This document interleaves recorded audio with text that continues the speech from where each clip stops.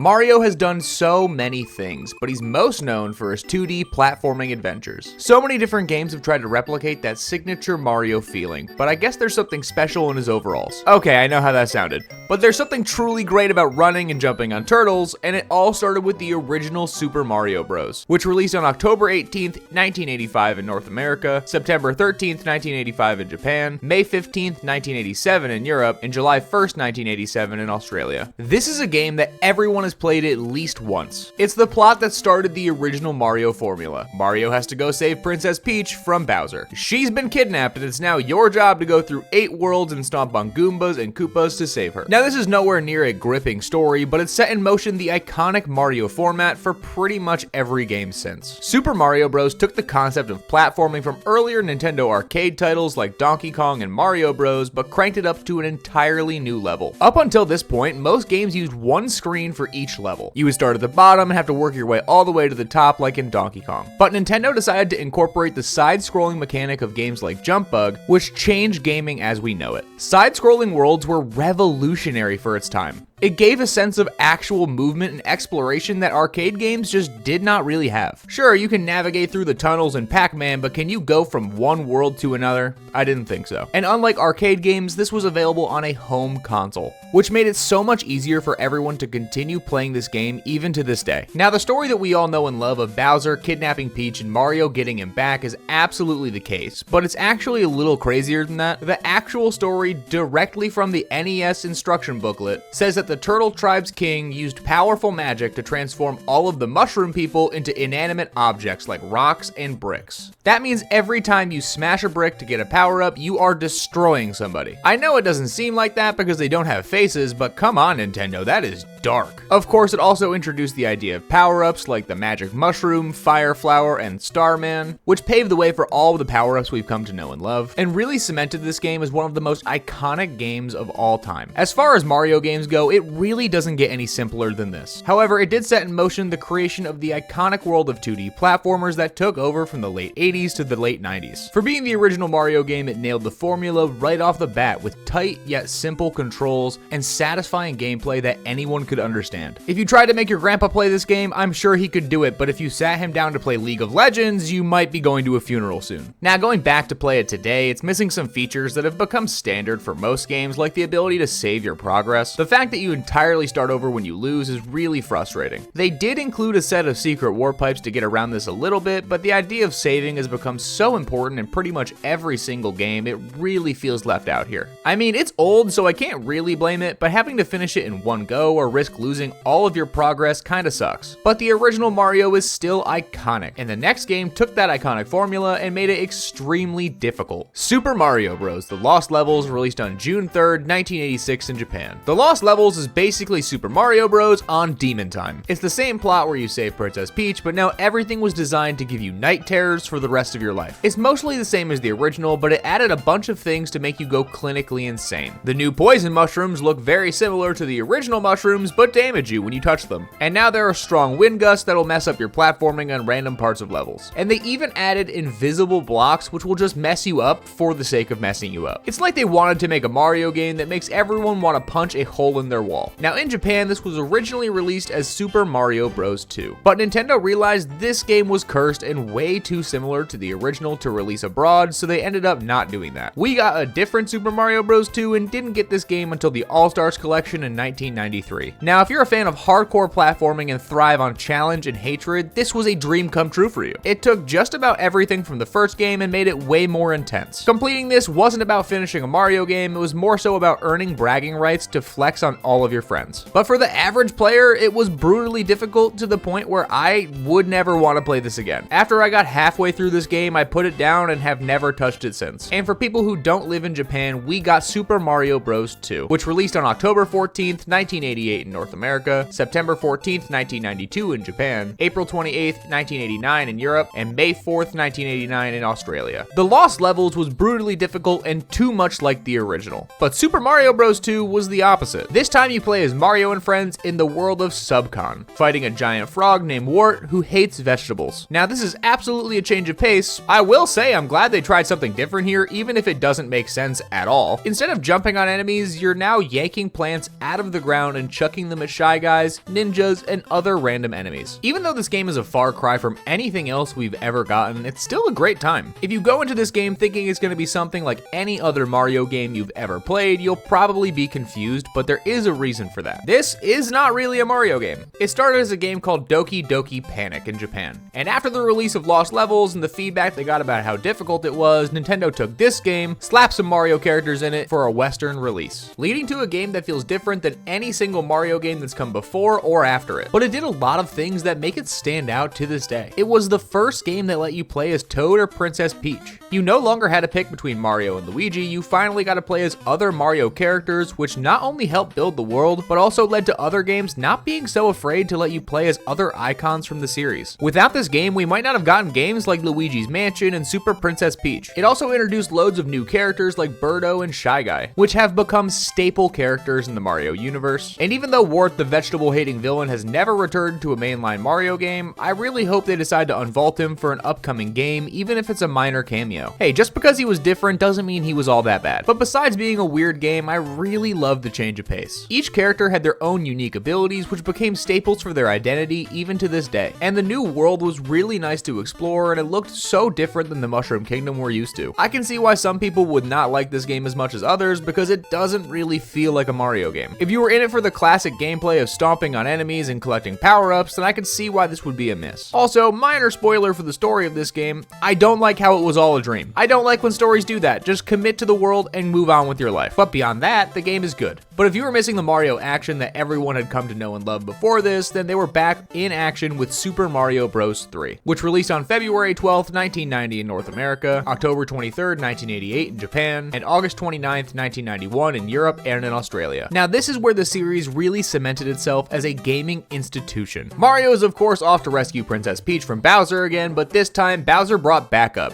his 7 children. This game introduced the Koopalings, Bowser's 7 kids who help Bowser by trying to stop Mario from ruining their dad's plans. So not only is Mario dealing with getting Peach back, he's also dealing with a dysfunctional family of dragon turtles. And he's also trying to help get back the magic wand they stole that turned the king into whatever this is. Each of the Koopalings has taken over a different world, and it's Mario's job to take them down one by one and then face off against Bowser. Super Mario Bros. 3 took all of the best parts of the original Super Mario Bros. And added onto it. It took the foundation of the original, but added things like an expanded world map, new power-ups, and incredible level design. It even incorporated some ideas from Super Mario Bros. 2, like picking up items and throwing them at enemies to make a Mario experience like no other.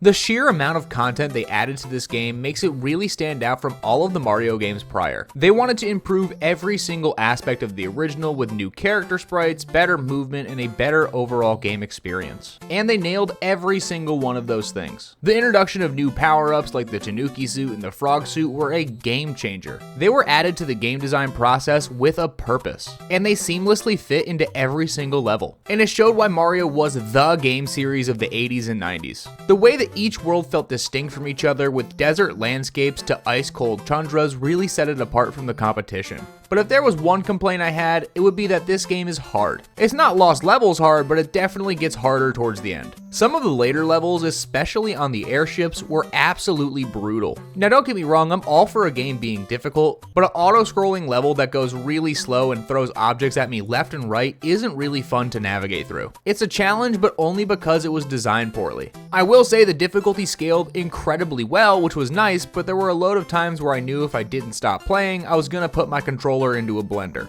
And the original version still didn't have the ability to save the game, even though that did get added to the All-Star Collection a few years later. But as far as older titles go, it makes sense that Mario Bros. 3 is held to the highest possible standard. But up until this point, Mario had only been available on home consoles. But that was all about to change with Super Mario Land, which released on July 31st, 1989 in North America, April 21st, 1989 in Japan, September 28th, 1990 in Europe, and November 15th, 1990 in Australia. This was the first Mario game on the Game Boy, and it brought the iconic series on the go for the first time. Similar to Super Mario Bros. 2, Mario isn't even in the Mushroom Kingdom. He's in Sarasaland, trying to save Princess Daisy from an alien named Tatanga. There's no Bowser in sight, just this flying purple guy who kidnaps Daisy for reasons that are still to be determined. But hey, I could play this game outside, so I guess it's fine by me, even though I would never, and I mean never, go outside for any reason. Having a game not take place in the Mushroom Kingdom is always a nice change of pace. It made this series really stand out from the home console counterparts, and offered a really unique experience. It took a lot of the elements from the original Super Mario Bros, but scaled it down for the Game Boy's limited hardware. However, to make up for it, they threw in some new mechanics like 2 shoot-'em-up levels, because why not? It was designed ground up for the Game Boy Advance, so it was simpler, but it was definitely still pretty solid. Part of the reason it feels so distinct from any of the other Mario games is that it wasn't produced by Shigeru Miyamoto. It was actually produced by the designer of the original Game Boy, Gunpei Yokoi. His take on Mario was different, which is why the games feel so offbeat compared to the main series counterparts. But despite all the limitations, being able to play Mario on the go was incredible. Super Mario Land was compact, fun, and it felt like a true Mario experience despite being on the Game Boy's terrible screen. The music was catchy, and Princess Daisy made her first appearance here,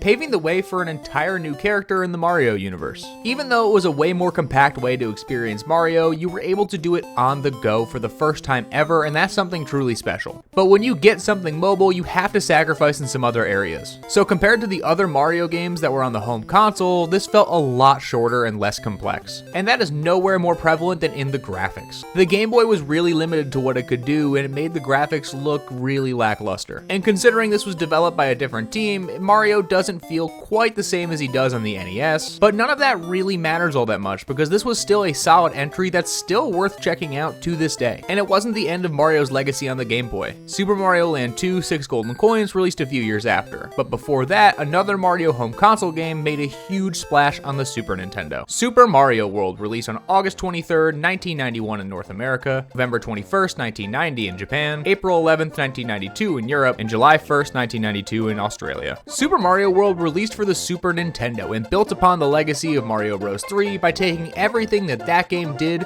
and cranked it up another notch. And this time, Mario's not going about it alone. He's got a new friend to help him out. Yoshi, the green dinosaur with the long tongue that everyone knows and loves. Bowser is of course up to his usual tricks, kidnapping Peach and taking her to Dinosaur Land. It's up to Mario and Luigi and their new pal Yoshi to traverse the weird and wonderful world of Dinosaur Land to get her back and save the day. Now the new features from the last game have returned, like the overworld map and creative new power-ups. The overworld map is even better than it was in Super Mario Bros. 3. Instead of having 8 separate world maps that you explore one after another, you get one continuous world map that feels like you're navigating an actual journey. They didn't add as many new power-ups, but the ones they did add were iconic. Of course, at this point, Yoshi can be considered a power-up because you can't play him independently from Mario, and he was as fun to use as he was adorable. And of course, the new cape power-up is a clear evolution of the raccoon tail from Super Mario Bros. 3, and it gave Mario the ability to fly. All of these things came together to make a game that was bigger and more complex than anything we had ever seen from the series so far. This is a truly impressive Mario game. The game was packed with hidden secrets, from alternative exits to hidden levels like Star Road, and it all seamlessly came together to make an unskippable Mario experience. Thanks to the new boost in power from the Super Nintendo, the game looks absolutely stunning with bright, colorful graphics that were a huge step up from the NES era. This was the real next generation Mario experience that fans had wanted for all of this time, and it's no wonder that this is looked at as one of the best Mario games ever made. There were some slight problems with it, like once you knew how to use the cape mechanic, you could just blow through the levels without a care in the world, skipping all of the fun to be had. But if you're trying to speedrun the game, that's an absolute win, so it really depends on how you're trying to experience it. But that's really just me nitpicking to find something wrong with it. And after its incredible success, Nintendo had to capitalize on it and release Super Mario Land 2 6 Golden Coins, which released on November 25th, 1992 in North America, October 21st, 1992 in Japan, January 28th, 1993 in Europe, and March 12th, 1993 in Australia. This is a direct sequel to Super Mario Land, and Mario returns from his bizarre alien adventure only to find that his arch nemesis, Wario, had taken over his castle. In order to reclaim his home, Mario has to gather 6 golden coins hidden across 6 different worlds. Along the way, you go through one of the strangest Mario experiences that has ever been made, fighting weird enemies and exploring some of the funniest levels in the series history. It took everything that made the original Super Mario Land great and added onto it, taking some inspiration from the home console games, specifically with the overworld map and secret stages that made it feel like a huge upgrade from the original. It introduced a lot of new things, most importantly, Wario. Even though he looks like nightmare fuel in this game, this was the first time we got to see Mario's twisted doppelganger, who was originally designed to be the anti-Mario. Of course, he quickly became one of the most popular characters in the franchise, franchise with a host of his own spin-offs like Wario Land and WarioWare. But beyond adding Wario, they also added some new features that made this a clear upgrade from the original. You can now scroll back to the left when you're walking on levels, which made it so you aren't stuck if you miss something. This was also the first time they added a difficulty selection to a Mario game, which didn't change all that much, but it was still a nice idea. It included so many enemies that we haven't really seen since, but are all extremely iconic. If there was one word to describe Super Mario Land 2, it would have to be creative. It stands out from all of the other Mario games that we've seen since. The different themed worlds like Pumpkin Zone and Space Zone offered so much variety. The bosses in each world were iconic, with some being flashbacks to the past and others being entirely new creations. Difficulty-wise, it was far easier than a lot of other games in the series, which made it a great entry-level game for people who were looking for something new. And of course, adding Wario was an incredible idea. He was a good change of pace from Bowser and the Koopalings, and he's gone down in history as one of the most iconic Mario characters in the series. Now, Super Mario Land 2 does share some of the same issues as the first Mario Land, where the game was still pretty short. Most experienced players can breeze through it in a few hours without much difficulty, and compared to the games on the Super Nintendo and the NES, some of the physics were still a bit floaty. But overall, it's still a beloved title for a reason. But for some reason, after this game, Nintendo took a long break from 2D Mario games. They were more focused on the N64 and GameCube, which had a huge focus on 3D worlds and 3D graphics, which was the industry standard at the time. But after a few-year hiatus, they came back better than ever with New Super Mario Bros., which released on May 15th, 2006 in North America, May 25th, 2006 in Japan, June 30th, 2006 in Europe, and June 8th, 2006 in Australia. After the long hiatus, this game brought Mario back to his 2D roots, but with a shiny, modern twist. Bowser is once again up to his usual nonsense, kidnapping Princess Peach, and Mario, of course, jumps right into action to rescue her, because what else is he gonna do? His actual job of plumbing? This time around though, Mario has a couple new tricks up his sleeve, like being able to grow to giant sizes and smash through entire levels with ease. New Super Mario Bros.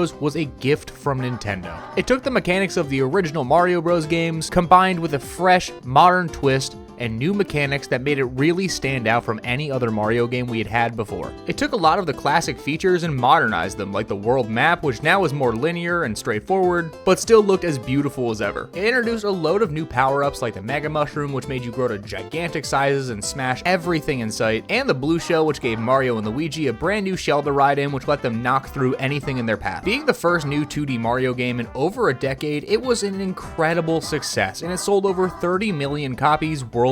It took things that were great about the iconic 2D Mario games and added in some things from the 3D Mario games to really make it stand out. Unlike in the older games, you can now do a triple jump and a wall jump, which make it so platforming is even more in-depth than it used to be. Adding new features from 3D Mario games not only made a better experience, but it also made an easier transition for people who hadn't played a 2D Mario game in years. The DS was the perfect console to get a new 2D Mario game in the hands of as many players as possible across the world. The return to 2D platforming is exactly what we had been waiting for. The crisp visuals along with the nostalgic feel hit a sweet spot for both old school fans and newcomers. The only real issue with this game is that if you were expecting it to be difficult like Super Mario Bros. 3, then you might have been disappointed. It's pretty easy and straightforward with infinite lives and relatively simple level design. It lacked the challenge the series had been known for up to this point, but that honestly to me is a good thing. Considering how fun the game is, it doesn't need to be as difficult as the older titles were. It made it so it was a game that had something for everyone. It even had a load of different mini games that you could play that made it just as satisfying as ever. Even though a lot of these games were just copied over from Super Mario 64 DS, it was really fun to have them on a new game. It gave people who didn't own a copy of that game a way to play these extremely easily. So whether you were a returning player or someone who was brand new to the series, this was a great way to get back into it for the first time in a long time. And Nintendo saw the extreme success of this game and thought,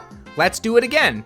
And again and again and again, and quickly made a sequel for the Wii, with New Super Mario Bros. Wii releasing on November 15th, 2009 in North America, December 3rd, 2009 in Japan, November 20th, 2009 in Europe, and November 11th, 2009 in Australia. This took all of the flavor of New Super Mario Bros. DS and brought it over to the Wii. And this time, Mario isn't going about it alone. He's bringing a whole crew with him. Once again, Peach gets kidnapped by Bowser, but this time you can drag 3 of your closest friends into the rescue mission with you for the first first authentic Mario couch co-op experience they've ever made. You no longer have to wait and take turns anymore. You and all of your friends can play at the same time on the same couch on the same screen. You get to choose between Mario, Luigi, and 2 random Toads on an adventure with optional levels of teamwork, but a guaranteed amount of good times. Throwing your friends into a bottomless pit has never felt better. New Super Mario Bros. Wii was built on the foundation of New Super Mario Bros. For the DS. It took everything new about it and added so much to make it a truly iconic game. It introduced new power-ups like the propeller suit and penguin suit, which were both instant hits. The propeller suit would shoot you into the air with just the flick of the Wiimote, and the penguin suit would give you the ability to shoot ice balls and be a way better swimmer. Being on the Wii, it had integration of motion controls to pull off certain moves. During the Wii era, almost every single Nintendo home console game had some sort of motion control integrated into it, and it was pulled off perfectly here. It was added to enhance the gameplay and not as a core mechanic of it. Things like spinning mid-air, using the propeller suit, and tilting certain platforms were all done using motion controls, and it really enhanced the experience.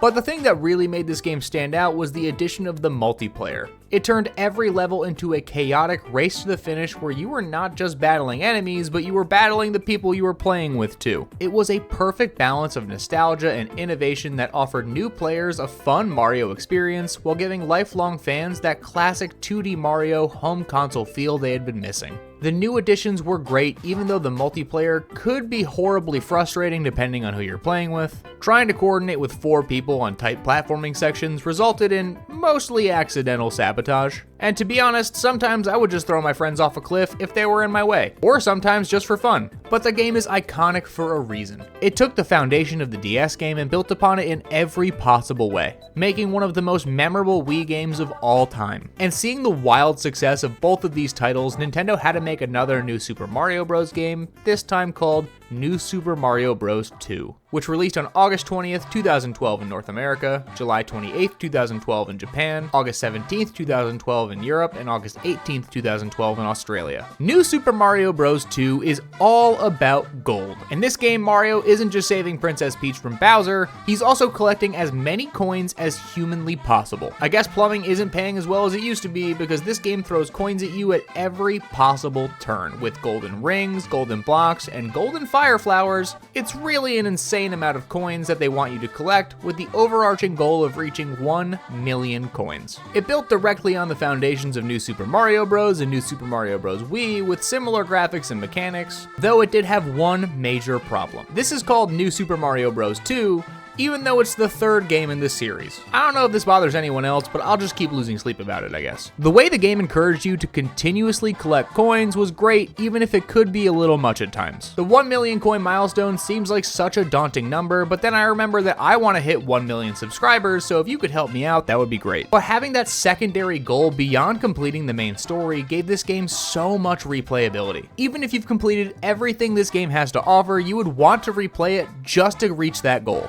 It was designed to be surprisingly addictive. Even after I beat it, I was replaying levels just to see how many coins I could get, which made for one of the most unique game experiences the Mario series has ever had. I can understand if you felt like the focus on coins was a bit shallow. Sure, collecting them was fun, but it didn't really add much to the depth of the game at all. But if you could get past that shiny golden surface, you were still in for a great Mario experience. It was another solid 2D Mario game, but it still didn't feel as new as the new Super Mario games before it did. But Nintendo wasn't gonna give up their golden goose that easily, and they still had one more game up their sleeve with New Super Mario Bros. U, which released on November 18th, 2012 in North America, December 8th, 2012 in Japan, and November 30th, 2012 in Europe and in Australia. In the final entry in the New Super Mario Bros. Saga, Bowser and his Koopalings are done with kidnapping Peach the old-fashioned way, and this time they show up to her castle and throw Mario and friends across the Mushroom Kingdom, taking control of Peach's castle and keeping Peach as a hostage. Your goal is to get back to Peach's castle and get Bowser out. It's the same style adventure as New Super Mario Bros. Wii, with Mario, Luigi, and the 2 Toads off on another side-scrolling adventure, but this time in glorious HD. It has all of the classic platforming mechanics along with the addition of multiplayer from New Super Mario Bros. Wii to make this a really standout adventure. With being on the Wii U, the new HD graphics made the classic Mario gameplay look better than ever. But along with the upgrade to the visuals, it also allowed one of your friends to use the gamepad while you're playing to add had new platforms for you to land on. This was a great way to add a fifth person to play, along with making great use of the gamepad, even if it made the game a little bit too easy. Fan favorite power-ups like the propeller cap and penguin suit make a return, along with new things like the super eggcorn that turned Mario into a flying squirrel. It was similar to the Tanuki suit and cape from other games, but had just enough to make it really stand out. New Super Mario Bros. U had a great balance of accessibility for new players and plenty of challenges and secrets for veterans. But despite all of the upgrades,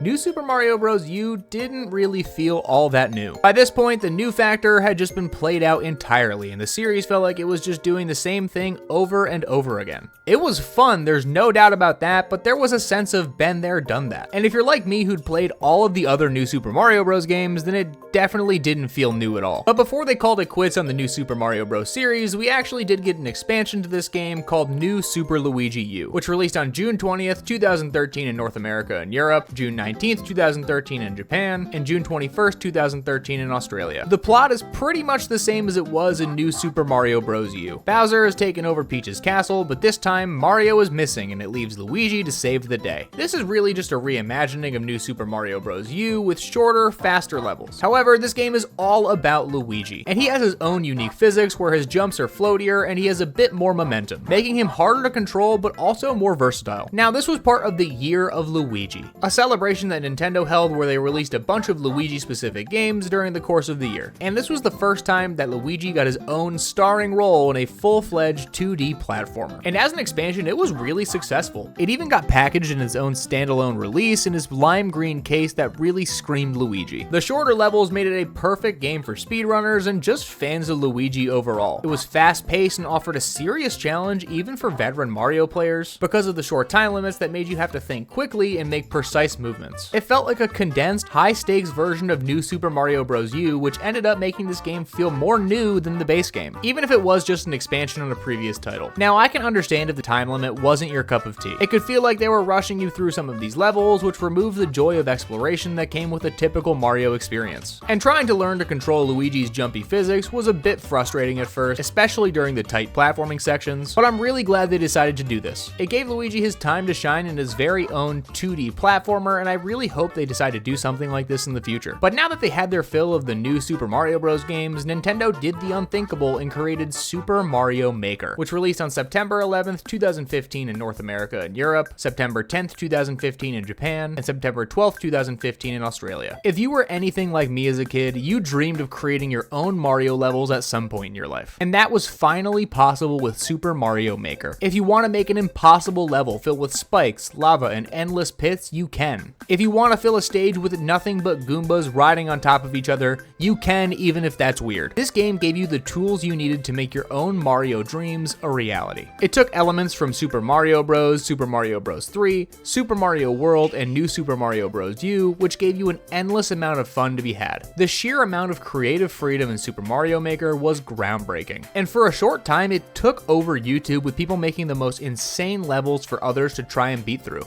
For the first time, Mario fans could let their imaginations run wild and design their own stages that range from absolutely evil to really simple. You could even take your levels online and share them with people all over the world in the Wii U version, leading to a massive community of creators who constantly push the limits of what's possible. Now, if you had the 3DS version of this game, you couldn't do that, but you could cry yourself to sleep with your DS under your pillow. The game had almost endless replayability because every time you played, there was something new to try, whether it was making your own level or trying out someone else's. It added so many strange things to make it really stand out, like using a cat paw to place your items, and it was really the perfect game for the Wii U. The touchpad made it so easy to build your own levels and move items around seamlessly using the stylus, and compared to the legion of new Super Mario Bros. Games that we had gotten, this was something that was genuinely fresh. Now, at first glance, this could be a bit overwhelming. The sheer amount of tools and options meant that creating a balanced level was really hard to do. I have spent so many hours just building my own levels only for them to be scrapped because I just couldn't get it to work. But playing levels made by people with actual skill was something that I will never forget. It made a game that was endlessly replayable at the time. And it really stinks that now you really can't do much with this because there is no online functionality anymore. But of course, Nintendo decided they weren't done yet and had a sequel in the works that would bring even more tools and chaos with Super Mario Maker 2, which released on June 28th, 2019 worldwide. Everything that I said about the original Mario Maker stands true and was expanded on in this game. This time around, you're not only designing your own Mario levels, but you can now build entire Mario worlds set with multiple stages, secret paths, and boss fights. But they didn't just improve on the level designer. You can now play online with friends. It took everything that was great about the original and gave you even more power. And to cap it all off, Nintendo even added a story mode where Mario is tasked with rebuilding Peach's castle. It contained over 100 pre-built levels from Nintendo themselves, which added a nice variety to this game. If you got done with playing online levels that were testing your frustration, you could just hop right into the Nintendo ones, which not only gave you something to do offline, but also prevents this game from being shut down in the future entirely. Everything they added was a huge success. The ability to create full worlds meant the creators could finally craft their own full Mario game experiences, not just standalone levels. And adding multiplayer was a no-brainer. Whether you were competing with a friend to reach the flagpole first or working together in a chaotic co-op experience, it was a natural evolution of the series that made it really stand out. Adding multiplayer to this game was an absolute no-brainer, even if it really didn't work all that well, especially online. During online play, the lag could turn even the best designed levels into an absolute mess. But playing couch co-op worked incredibly, so even if the online sucked, being able to play with friends in person still rocked. But the main issue I have is that this game feels like it would be way better on the Wii U. Having the creativity to build your own levels is awesome, but the Wii U was literally designed for it. The tablet on the Wii U made it so easy to build and design using the stylus, and that's not an option on the Switch. It doesn't feel as crisp and reactive as you want it to, especially if you're trying to do everything with a controller. But overall, this game is still 100% worth it. It has endless replayability and is something that is truly great to this day. But after a while, Nintendo decided they weren't done with new Mario adventures in the 2D format, so they decided to make Super Mario Wonder, which released worldwide on October 20th, 2023. Super Mario Wonder is a new take on the Mario format that took the series into a weird but incredibly fun direction. This time, Mario's in the Flower Kingdom, and Bowser fuses with a castle to become the worst thing I've ever seen in my life. Yeah, he's not just kidnapping Princess Peach, he's becoming infrastructure itself. The story follows Mario as he tries to do on Bowser's chaos by going through incredible worlds full of magic wonder flowers that turn the world into a trippy,